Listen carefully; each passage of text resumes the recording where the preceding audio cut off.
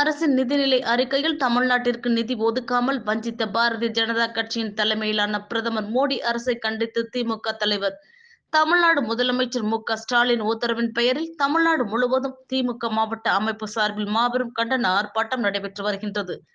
இதனைத் தொடர்ந்து திருவள்ளூர் மேற்கு மாவட்ட திமுக செயலாளர் திருத்தணி சட்டமன்ற உறுப்பினர் சந்திரன் தலைமையில் நடைபெறும் கண்டன ஆர்ப்பாட்டத்தில் திமுக அமைப்பு செயலாளர் R.S. பாரதி கலந்து கொண்டு கண்டன உரையாற்றுகின்றார்.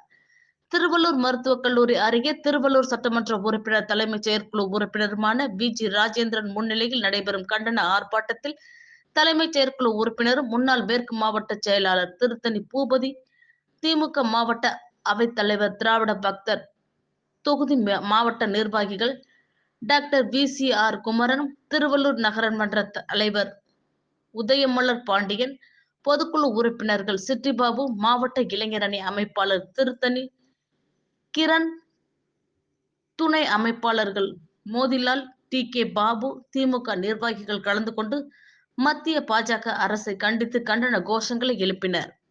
மத்திய அரசை கண்டிக்கும் வகையில் மத்திய நிதிநிலை அறிக்கையில் தமிழ்நாடு பெற்றது 0 என்ற மேடை பதாகையுடன் வரி வாங்க தெரியுது, நிதி கொடுக்க தெரியாதா?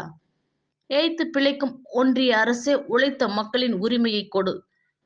நிதி எங்கே, நிதி எங்கே, தமிழ்நாட்டிற்கு நிதி எங்கே? ஒன்றிய அரசே, தமிழ்நாட்டை வஞ்சிக்காதே. காட்டாதே காட்டாதே, பட்ஜெட்டில் பாரபட்சம் காட்டாதே. எங்கே எங்கே மெட்ரோ ரயில் திட்டத்திற்கு நிதி எங்கே? வீழட்டும் விழட்டும் பாசிசம் வீழட்டும், வெல்லட்டும் வெல்லட்டும் ஜனநாயகம் வெல்லட்டும் உள்ளிட்ட 100க்கும் மேற்பட்ட பதாதைகள் கையில் ஏந்தி திமுக நிர்வாகிகள் மற்றும் தொண்டர்கள் கண்டன ஆர்ப்பாட்டத்தில் கலந்து கொண்டு கண்டன உரையாற்றினர். நரேந்திர மோடி என்கின்ற ஒரு மனிதர் என்பதை நாம் மிகுந்த வருத்தத்தோடு சொல்ல வேண்டியிருக்கிறது.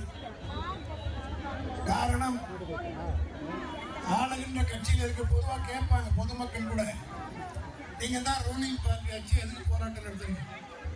ஏன்னா விவரம் தெரியாதவர்கள் நிறைய பேர் இந்த நாட்டில் இருக்கிற காரணத்தினால்தான் மோடியை போன்றவர்கள் இது போன்ற அக்கிரமங்களை அநியாயங்களை செய்து கொண்டிருக்கிறார்கள். இந்த ஆர்ப்பாட்டம் அல்லது போராட்டம் முதன்முறையாக நீண்ட இடைவெளிக்கு பின்னால் தமிழ்நாட்டிலே ஆளுகின்ற கட்சியாக இருக்கிற திராவிட முன்னேற்ற கழகம் நடத்துகிறது. இதேபோல் தான் அறிஞர் அண்ணா அவர்கள் 1967 ஆட்சி பொறுப்பை ஏற்றவுடன் மத்திய அரசுக்கு கண்டனமாக வேண்டுகோள் வைக்கின்ற ஒரு நிகழ்ச்சியாக தமிழ்நாடு பூராவும் தமிழர்கள் எழுச்சி நாள் என்ற ஒரு நாளை அறிவித்து கண்டன கூட்டங்களை